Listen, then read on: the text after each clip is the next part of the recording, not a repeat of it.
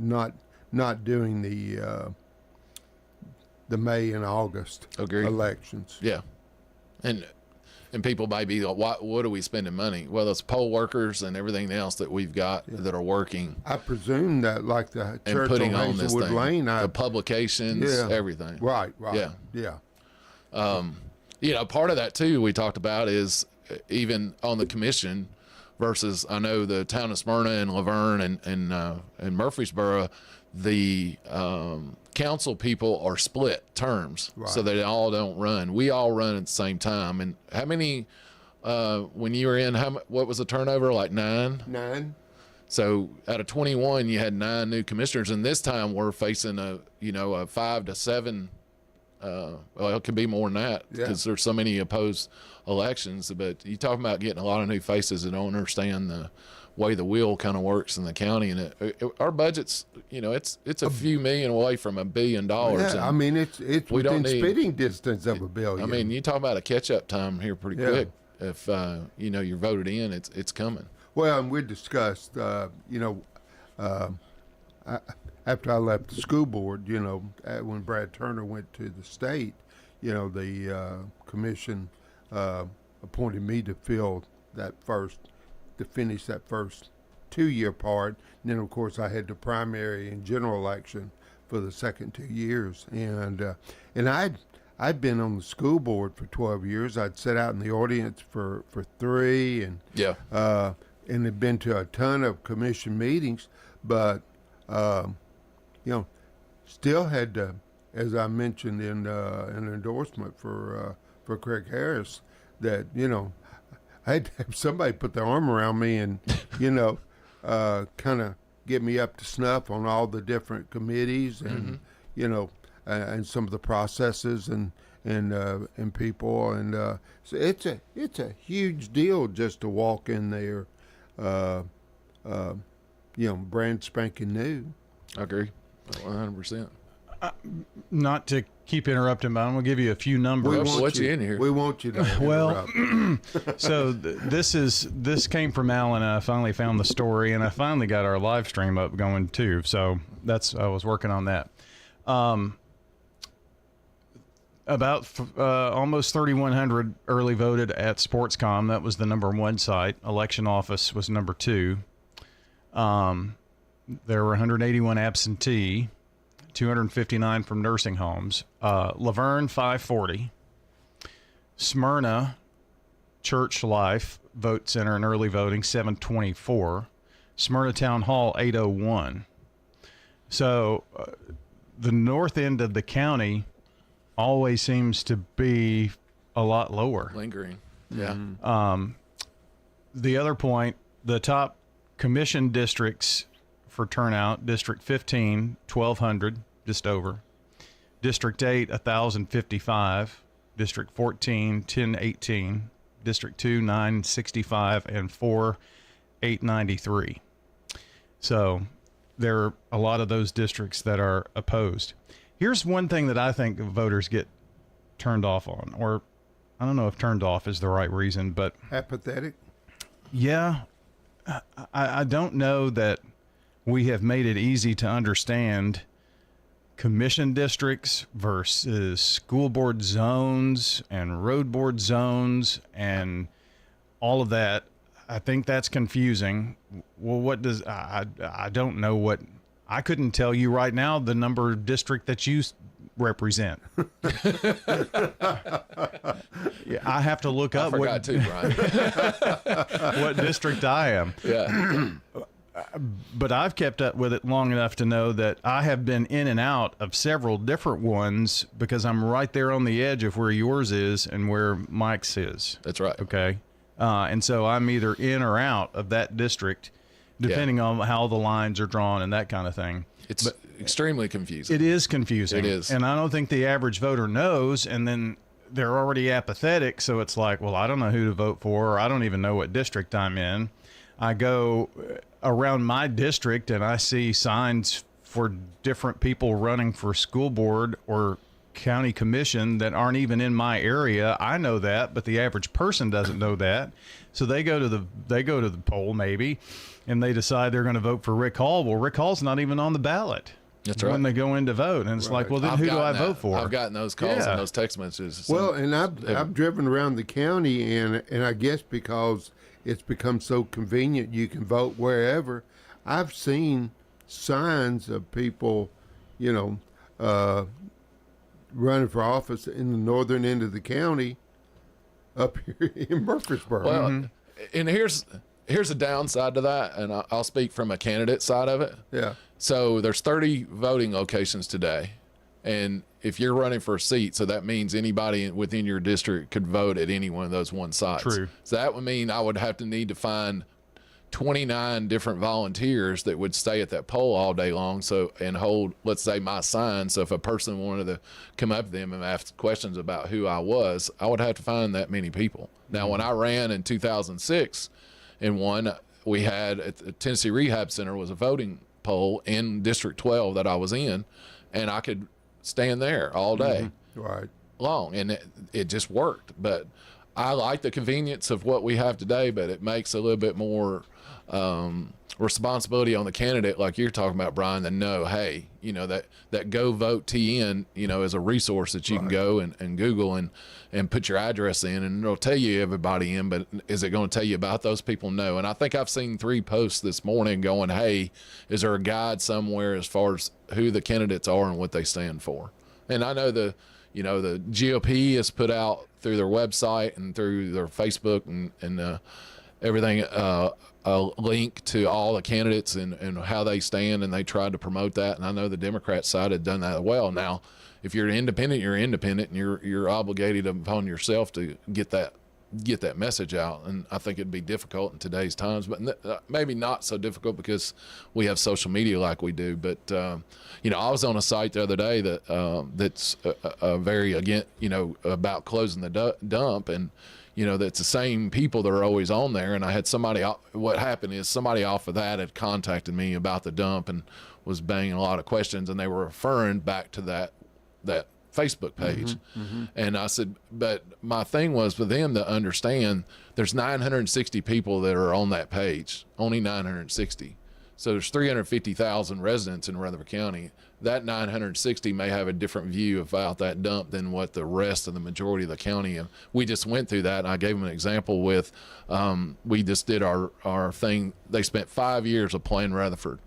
So we sent a committee, spent a bunch of money, and had them do that. And then we voted as a commission to not adopt it, not do anything with it.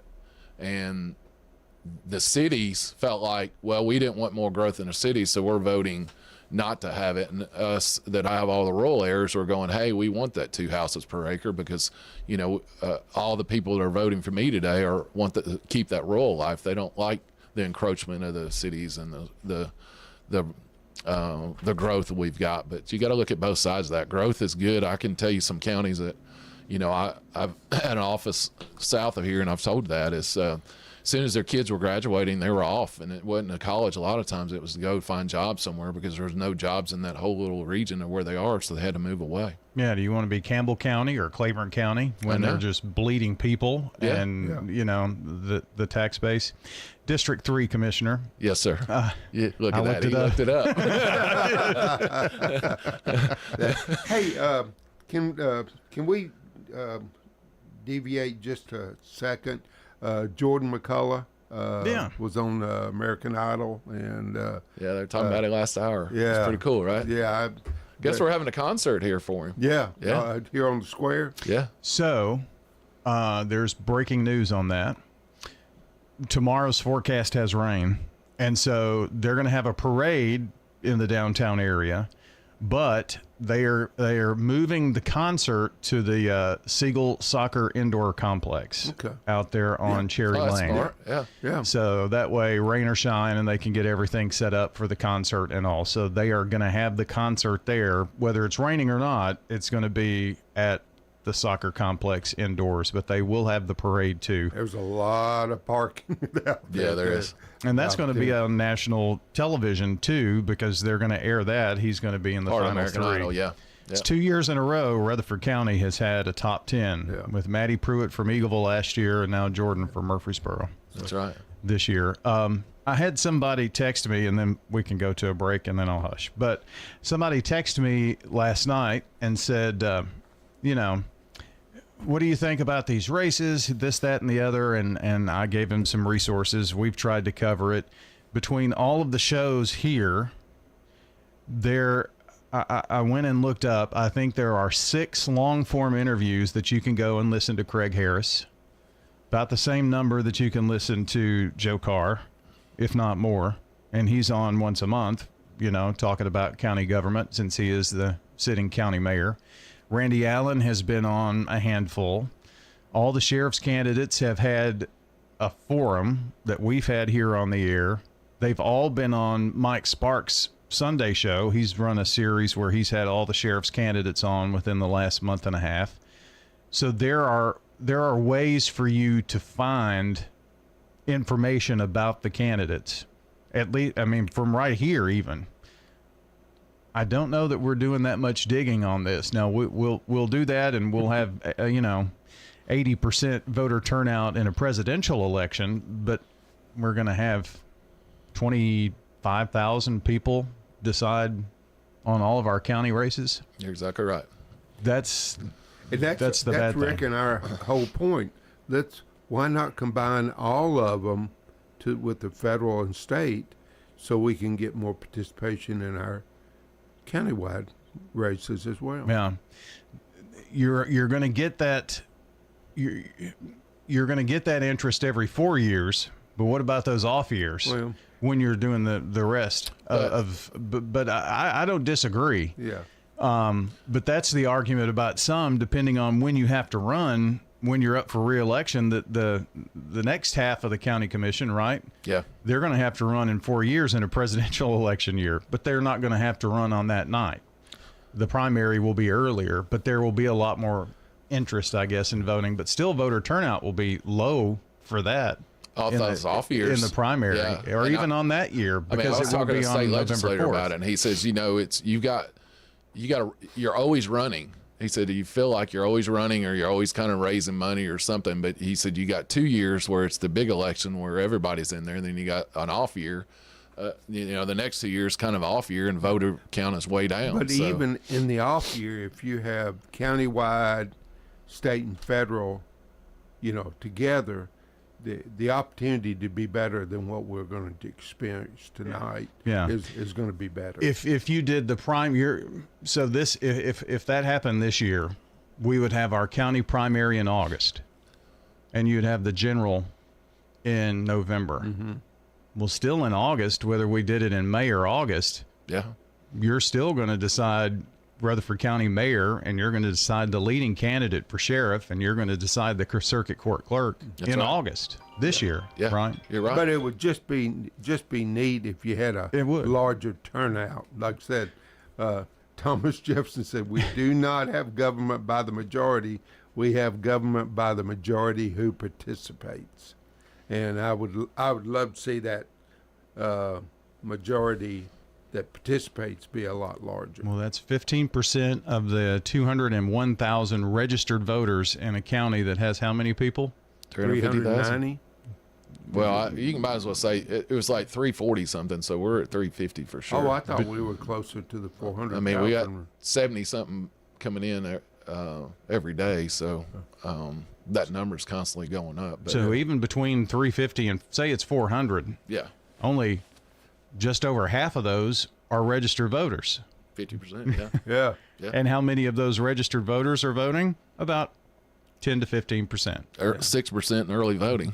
It's been the lowest, 6%. That's why I was kind of doubling it to say 15, because that usually your early voting is going to be right around the totals for Election Day.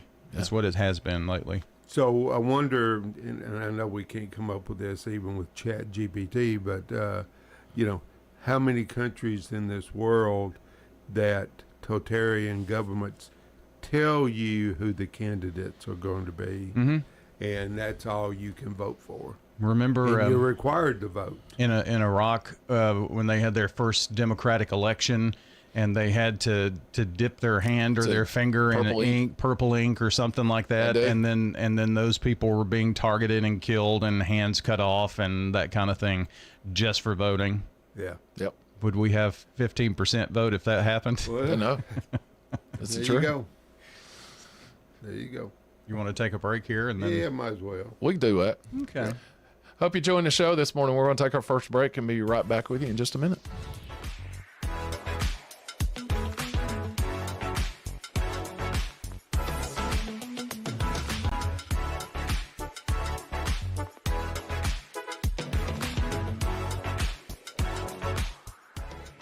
When it comes to your child's health, you want care that's close, convenient, and centered around the needs of your family.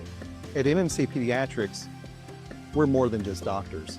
We're partners in your parenting journey. Here for every growth spurt, for every boo-boo, every fever, and every flu. Our team approach means that your child always sees someone that knows them. We are MMC Pediatrics. We are right beside you every step of the way.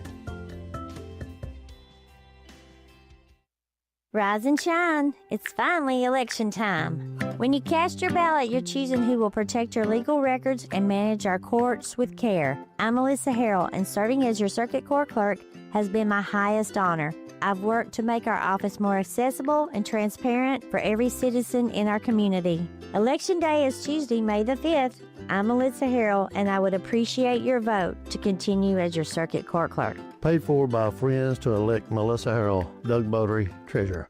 Hi, this is Nick Hayes with Toots Restaurants. Visit Toots.com to order online, for delivery, pickup, or check out our new merch. Toots.com. Toots. Hi, this is Wade Hayes at Toots Restaurants. By now, you probably know we've been open over 40 years in the oldest full-service restaurant in Murfreesboro, but we're on our 23rd year in Smyrna. Hi, this is Jack Hayes with Toots Restaurants. Toots, good food and fun since 1985. Good food and fun. This is Good Neighbor Events with Bart Walker. Brought to you by the law offices of John Day and AmeriCare Pest Control. This is a paid legal ad. You've probably heard it a million times. If you're injured, call a lawyer. And you probably haven't because you don't know how much it will cost, how long it will take, or even if you have a case. At the law offices of John Day, we provide a free initial consultation because we understand that folks don't want to pay a lawyer only to find out they don't have a case. If you think we can help, we do so on a contingency basis, which means we only get paid if you do. Seriously injured? Call me, John Day. Now, Good Neighbor Events. Here's Bart Walker. Maybe you're new to town and want to learn more about this community. Well, head over to the one-room Ransom Schoolhouse this Saturday morning, anytime between 9 in the morning and noon. Members of the Rutherford County Historical Society will be there sharing local history. The one-room Ransom Schoolhouse is at 717 North Academy Street. That's a drop-in this Saturday, anytime between 9 a.m. and noon. The local Rutherford County Library System is offering free computer classes. There are many of them. Contact the library's Technology Engagement Center, the Tech Center, TEC. It's at 306 Minerva Drive in Murfreesboro. Local farmers get together every Tuesday and Friday morning from 7 until noon over at the Lane Agri-Park. Yes, the farmers market is open again and full swing, Tuesday and Friday mornings, plus a few evening hours too. They're doing a great job at the farmers market, 315 John R. Rice Boulevard, right here in the borough. Those are WGNS Good Neighbor events. Rutherford weather. Mainly cloudy today with a chance of thunderstorms. High of 77. Cloudy skies tonight. Chance of thunderstorms 60. I'm meteorologist Jennifer Wojcicki on News Radio WGNS. Currently 63. WGNS is powered by Middle Tennessee Electric, who remind us that better communication leads to better service. Keep your contact info current at mte.com so you never miss an update on billing or local outages. This is the Roundtable from News Radio WGNS on FM 101.9 and AM 1450 Murfreesboro, FM 100.5 Smyrna. Listen and watch at wgnsradio.com.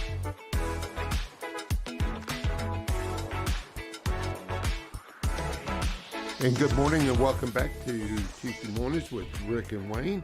And Rick and I are, I don't guess I can say we're going solo because there's two of us and then Brian's in here. Our guest today is Brian Barrett. and it's election day and we're pretty excited about that. And we just thought we'd have a discussion about, our right to vote, and we've talked a lot of issues along with that this morning, and of course it hurts our heart that we don't have a larger turnout, for a right that so many have fought and died for. So Brian got me thinking because he was talking about knowing your candidate and who they are. And, again, you and I have brought that govotetn.com going up and you putting your stuff in there and it tells you who those people are. Yes, sir. I'm just wondering because of the advance we are today that when you sign up and let's say you get your petition signed and you turn it back in. So then somewhere the election office is sending that in and then GoVoteTN gets a hold of it and then they put it on their website. I'm wondering when you do that you, let's say you open a website or you have a link that goes to your bio, because if you go to it right now and you'll see, my district and everybody that I can vote for in my district, it doesn't have that link. So it's not like you can click on Rick Hall on that thing and it sends you to my bio or my page or my website that we could, I don't want to say mandate it, but I think if they would open that up, and that would give you a link, and then that way you could click on the one person and it would go to, their website or anything that tell about that person. That could be, just thinking outside the box here, that Sure. could be an avenue to help people go find more information about those candidates they're wanting to vote for. They're in their area. I don't know. What's your thoughts on that? Well, the old-fashioned door knocking has been replaced by mailers and text messages, and of course, depending on your campaign fund, whether or not you actually do media. Of course, I'm not much on Facebook other than wishing people happy birthday, but I'm sure you are well aware of what you would have to do to run your campaign on with Facebook ads. Radio's pretty good. That's good to say. And we did say media, and several people have done well with WGNS. Yeah, because I know digital media that we have from our website. I mean, you're in a month, your website ad is going to see over 100,000 just your view there, and. Oh, wow. Probably about 30% of those will then click and go onto your website, and so that's a good way to get your information out. I bet there's some candidates out there that would like to have had that information a few weeks ago, Brian. Well, we've had several of them on there. Several others, it's hard to corral them and say, well, I've got this and that, but yeah, I'll get back to you, and then let's run it through the campaign, and sometimes it just becomes, the goat chasing the hay or whatever. Yeah. But those who have used this medium and used the station to get out have had good success for sure. Sounds very effective. You figure I can't remember per district now, there's a number, I think it's about 11,000 that we're supposed to have that represent our, and that's how they build these lines up, because we were talking about earlier who's your commissioner and why is my house in there and across the street it's not. Yeah. And we independently study those. It's not like we get to gerrymander and move those around like you're kind of seeing in the presidential stuff right now. So that's done by independent people, and then they're set that way. So out of that, I've got I started my recall for County Commissioner District 3. I have a little over 1,400 people that follow that page. So I've got like 1% of the voting body, and they probably, I would say 20-30% of those people probably are not in my district anyways. They're just friends of mine and they're following that page and what happens on it. But it's an avenue I tried, and I put it out there about 45 days ago, and I try to post things on there quite frequently about what's going on in the district. I hope through time that I can make that thing grow and it be an outlet for people to be able to find me, and it's a way for my personal page. And being in law enforcement, I kind of separate this political life and my family. I don't want to talk about my family. I love my family. They mean the most to me, and that's why I kind of don't want to, because I carried a gun around on my hip for 25 years and got 14 murderers in prison right now, and I just don't. Well, I got one that's got paroled now, but your family is more important to me than any of this, and I want to keep them kind of separate to this whole thing. But what else? You said you want to go through the people that are running? Is that what you want to do? Yeah, I thought, as far as, we already talked about who's there's, we talked about the mayor's race. We talked about the sheriff's race. We talked about court clerk, and of course trustee, and register of deeds, and county clerk are unopposed. So maybe you might want to just kind of go through the list of who's qualified to run for each of the county commission. We can also talk about, there's 3 school board seats up, or something I've kind of left off my plate. Road board, is there 3 of those that are up as well? There are school board. There's 3 seats for that, and then Board of Education's got 3. And is there a road board on there? Because I thought the road board was separated like. I think I believe you're right, buddy. I'm not. So, I'm going through my list here, and But it just makes so much sense to me that the county commission be split like the school board and the road board, because like I said, when you have almost 50% of your commissioners change from time to time, and with your budget being within spitting distance of $1 billion, that's not something you walk in, being an expert about all of a sudden, Well, and a lot of people are running on one issue type things. There's people running that, making sure that we stop the dump. And there's other people that are running because, the stuff that's happened with the tax assessor, and everybody feels like that there's, how your property increases in value and your taxes keep going up because your property is increasing in value, and they look at it as an investment, and you bought it for $60, now it's worth $240. You should be paying for what you bought your investment for. And I get their idea, but a lot of people are running off one thing. One, we decided on that Plain Rutherford, there was commissioners that were voting no because of their district and how they wanted to see their district come forward. There's, I can think of one of the districts over there on the other side of town, Joshua James's. They had a lot of people come up in District 9 that were talking because the way Plain Rutherford had it as an activity center, which means they could take in big commercial areas, warehouses, things like that. They wanted to be a village to where it stayed residential and it did bring in that commercial thing.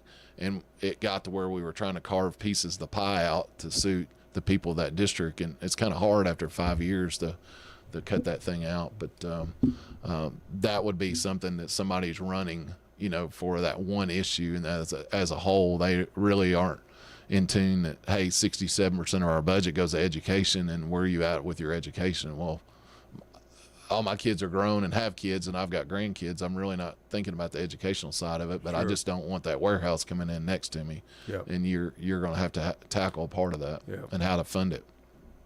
But I guess, let's go through the commission districts. I guess we can start there. We talked about Teb. He's unopposed. Heather Darbin, she's registered deeds. She's unopposed. Lisa Krause, she's unopposed as our county clerk. And we've got a lot of Democrats that's not happened in the past, and they really stepped up this year. And that just shows because of growth, that super red that we had. We used to be super blue, and then we kind of changed over to solid red, and now I feel like we're getting back more to that mixture and starting to turn purple a little bit, especially in our cities. But District 1 that's Laverne. That's a lot of the Laverne area of Laverne Lake and area like that, whole area over there. You got Jamie Knight and David Gammon. He's a past commissioner that was beat last election, but he against Hope Oliver. Hope Oliver's so part of what you got to do today, you got to either claim that you're either a Republican or a Democrat. Right. One or the other. You're going to have to go. But remember, whichever you pick is only what you get to vote for. You don't get to vote everybody. You'll vote everybody on that next August election. So if you go Democrat, you're only going to see the Democrats running, and you may not have anybody in your area that are running in that election. Let's say for sheriff, you won't have anybody. If you're wanting to vote for county mayor right now in the primary, and you say you want to vote Democrat, you're not going to have a vote today. Today is going to vote our next unless mayor. you write in. You could write in somebody on the other side. I mean, but the chances of that is pretty slim. Well, let me ask you this: so if you do go vote in the Democratic primary, and you write in somebody, and I think it'll go to that other category as write-in. It wouldn't go towards the counter vote of that person, would it? Well, that's what I don't know. Maybe that's a question that Alan or maybe even Brian. But say you had a family, a large family that said, "Hey, for the fun of it, let's write Jimmy in as on." But there's been that happen. I mean, I know of a couple elections. I know there was an 18-year-old kid in like Kansas City that won a seat on a write-in ballot because it was a school project, and he never qualified, never did anything, but he pushed and he won a seat. He didn't really want it. It was kind of a school prank project that he was doing, and the kid won. Now that I have it, what I do now? Yeah. I got college to go to, and I'm going out of state. Can I do those via Zoom? Oh wow! But yeah, I just wondered if if something aberrant like that happened. You got a bunch of write-in votes for a seat that had no qualifier. I don't know.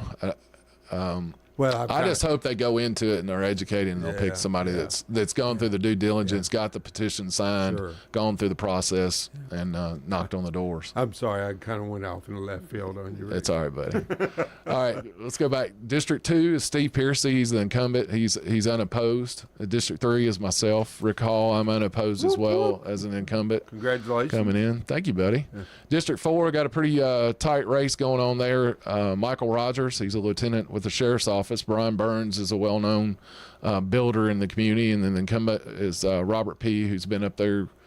We've had him on the show here a couple of times, and Robert's a commissioner, been there over 20 years, and he's the chair of the budget committee and has a lot of hands in the fire, backwards and forwards. And that would be a big, nothing against the other two guys, but that would be a huge loss as far as if we do. And he's got if the winner of that, between those three gentlemen, will have a primary race, and Will Lehue in District 4 is running for that seat as well on the Democratic side. So you'll not only vote for that person now, but you'll have to second vote in August to push them through. District 6 is Jonathan Beverly. He's the incumbent. He's got a guy named Eddie Arnold. I don't know anything about Mr. Arnold. I know Jonathan Beverly really well. He grew up 4 houses down from me, and he's like another child to me. He got on the police department. He's actually a police officer with Smyrna PD. Yep. I helped get him on there and helped him with his senior paper, got him interning with Smyrna PD back in the day. He's just, like I said, he's another son of mine, and he's followed in my footsteps and ran for commission. He's in District 6, which is out Christiana, that whole little area all the way out that way is Jonathan. He actually goes all the way down to the Mechanic exit. If you think Epps Mill in that area. Oh, wow. He's like me. He's got a very large district and large area. But District 7 is incumbent Mike Cush. He's got unopposed in the primary, but he has somebody running against him. District 6, I don't want to leave out Danielle Nadeau. She's a Democrat, so if between Beverly and Arnold, whoever the winner of that would take on Miss Nadeau, and District 6 is in the primary. And then District 7, there's a Katie Beth Thomas that's running against Cush, Mike Cush on that one. That'll be in August. It'll decide who that person is. District 8, that's the long-time Pettis Reed that's retiring, totally out, and that's going to be a big loss for us on the county commission. He's chair of our planning commission. He's chair of our public safety committee. He was chair of the Plan Rutherford that went through that he did. There's a lot of knowledge there and resource that we're losing with that man. But William Tolliver, he was on the council for Eagleville. Yeah, but he was also principal of Eagleville High School. That's right. And coached, I forget all the things, but they call him Coach too. They do. Great guy. John Gassler is also running for that seat as well as a Republican. And then in District 8, we got a Democrat running, Jennifer Burke. Unfortunately, I don't know anything about Jennifer, but she is filling that seat as well, running for it in August. District 9 is Joshua James. He's an incumbent coming in. He has no opposition in a Republican primary, but he does have somebody, Jake Maelstrom is running as a Democrat on the ballot. And I thought there was an independent. It is Carson Stem. Carson Stem is independent. That's what I thought. There was an independent was running against that as well. So he's got a little bit of work cut out ahead of him. Next is Phil Wilson. Phil is an incumbent, District 10, a really good buddy of mine, and he stays on top of things. That's your old district, but he is unopposed. So there's 4 that don't have any, and thankfully I'm one of those, and Phil's another one of those. I'm pleased for that too. That saved me a lot of door knocking. That's right. I got to go to work for him. District 11 is our incumbent, Anthony Johnson. Anthony Johnson and I served together back in the early 2000s on the commission before. He is been in your commissioner the last 4 years, and he is running again. He's got a guy named Wayne Sharp that's running as a Democrat that's running against him, so they'll both get through this primary, and then you'll see them together on the general, and you'll have to decide who you want to go for that. District 12, that's my old district before I moved a mile down the road, and it moved me from 12 to 3 where I'm in today now. But incumbent Carboy, a good friend of ours as well, Smyrna guy, and has done a really good job up there, and he's asking for your vote again in District 12 to get him back up there. He's on purchasing, he's on public works, and does a real good job for us. I'm pretty proud of him up there. But he's got Celeste Davis in District 12 that's running as a Democrat as well. So they'll have that general coming in August. And District 12, that's a Smyrna one. It's over on the east side of Smyrna. It runs between Jefferson Pike over to Enon Springs Road and takes in that whole little old part of Smyrna, I think is what I call it. The way the Smyrna town first grew that way before we went west, and we're chasing all the way out to Wilson County. District 13 is a Brian Stahl. He is running unopposed on that seat. That is held by Paul Johnson right now, and Paul is retiring. He's a long time. He's an actual ex-trooper, retired trooper commander, and so he's finally retiring, and I think he's 80. Sounds right. Sounds right. Good guy, but he's going to ride off in the sunset, and I wish him very well. District 14 is your incumbent, Wayne Irvin. Wayne's an attorney. That's a Murfreesboro district over off 96 and Rucker and that whole little area of that town. Wayne is on. He's up against me. I think that's Brian's district over there. Thompson Lane goes over to Cherry Lane out Central Valley Road, and then he goes on in towards or Murfreesboro in that way. I knew a lot of the borders at one time, but I'm glad you're involved. They've changed twice since I was on before. They've left me. Yeah. District 15, we have Sean McGowan. Sean is a CPA. I've met him. His wife is good friends and works at the school my granddaughter's at, and good man. Seems like he knows the numbers pretty well, so I'm excited about seeing him come on with his CPA background to help us with our budgeting process. I don't know if he's got anybody running against him. I don't. It looks like there's Che Woods on the Democratic side. on District 15. It is Shay Woods Walker. So again, that's the one I don't know anything about. I kind of looked some of these up, but not really finding any much information about it. Yes, District 16 is our next one. That's Phil Dodd. Phil Dodd is a real estate developer, really smart guy, really involved with the county commission. He kind of has grandfathered and helped setting the process up right now with our we can't, as the county commission, we can't do impact fees. We're not allowed. State legislator said no. The only thing we can use is share tax revenue that we may get for any businesses in the county, or we have to set property tax. So that's our two revenues. And with our budget as large as it is, if we had impact fees, you would see our infrastructure and things like that we need. He has worked hard on making that process happen, where developers now are contributing some funds to help with roadways for the businesses they got in, not for areas away from where they are, but where they're making an impact. And Phil has really helped out with that. I've got a thing going right now on Leanna and 840, and him and I had a good conversation the other day and working together to get that done. But Kathy Watts is on the Democratic side, is running against Phil as well. And Kathy's I think the ex-chair of the Rutherford County Democratic Party, but she's thrown her name in there. And I think we got Pat Clemens as a Democrat in District 19. I'm going to finish this up because we've got to go to break real quick. For District 19, and Ramel is our returning incumbent. Ramel's a really good guy. Serves, if you follow him on social media, he's got a huge following. And if it's some kind of event going on, you're about going to see Ramel there. He's that kind of guy. Just a smile on his face and good human being. He is a really good dude. But District 20 is Trey Gooch. Trey Gooch has been on there. Another one, 20 plus years. He's chairman pro tem, has been commissioner and chairman of several of our committees. He's got a Josh Walker that's running against him as a Democrat. And then District 21, that's Shantae's. He's decided to retire as well. And Jeff Lloyd is one, and a Clarence J. Santini,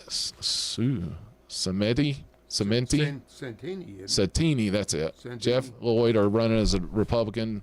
Jeff's gotten really out there. He's got a lot of social media stuff going on right now. And then we got Laura Blackwell Clark. I heard her. She was on one of the Sunday shows this past week. And then Ashley in District 21 is running for that. But that's our commission districts. And I think we'll take a short break real quick and come back, and I'll try to knock out some of the school board elections. That's a just one going on, is it not? Yeah, it is. But all right, we'll take a break real quick and be right back with you in just a minute.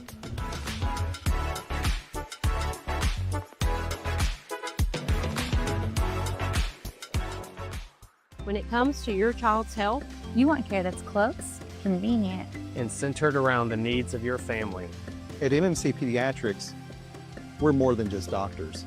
We're partners in your parenting journey. Here for every growth spurt, for every boo-boo, every fever, and every flu. Our team approach means that your child always sees someone that knows them. We are MMC Pediatrics. We are right beside you every step of the way.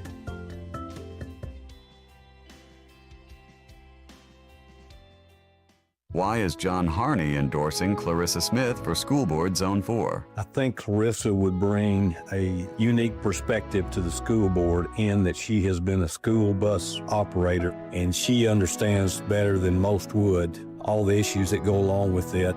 I certainly endorse her as a candidate for the school board. I'm Clarissa Smith, humbly asking you for your vote for School Board Zone 4. Paid for by Friends of Clarissa Smith, School Board Zone 4. Clarissa Smith, Treasurer.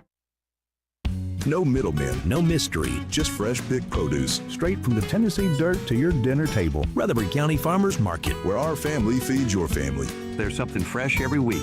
Open Friday 8 to noon, Tuesday 7 to noon or 2 to 7. For all my vintage lovers out there, I've got a room for you. This is Jennifer at Steers Straight 2 Furniture and Thrift on Dr. Martin Luther King Jr. Boulevard.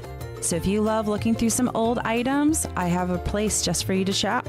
If you like to go bougie, I've got a boutique room for you also. We've got many different rooms here in our store to check out, have fun, and shop through. Steered Straight 2 Furniture and Thrift on Dr. Martin Luther King Jr. Boulevard. SRM Concrete is the largest ready-mix producer in the country.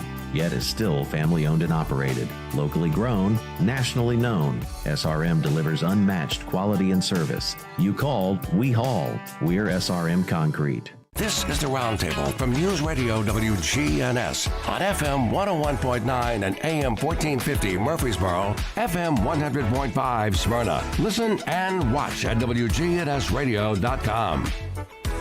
And welcome back to the third and final segment of Tuesday Mornings with Rick and Wayne. And we've covered a lot of territory this morning, and pretty much we might could have done this all day, Rick. Well, I run us out of time, did I not? No, we just. But I guess the commission district's most important to me because that's who I'll be working with every month. Yeah. Not it's more important.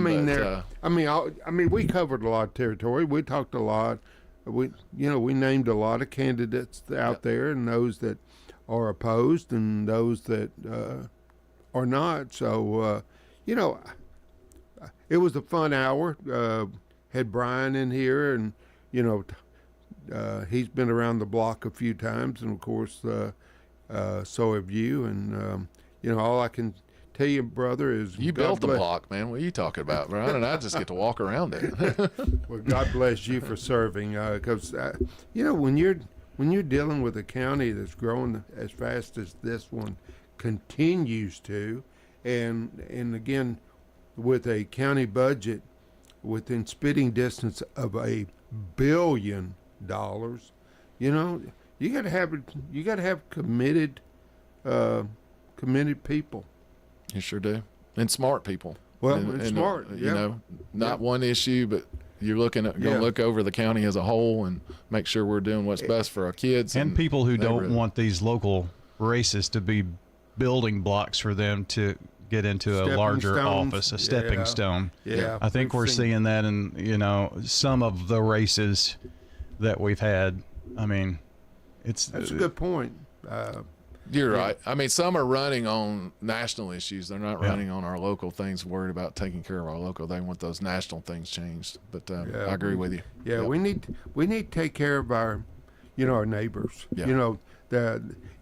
If you don't have a love for this county community, I know you may have grown up in Smyrna or Eagleville or Las Casas or Laverne or wherever, but you got to be committed to your district or your zone, but you got to have a love for this county community to get the job done. Agreed.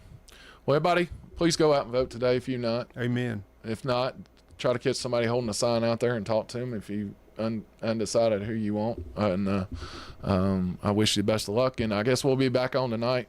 Brian will be on.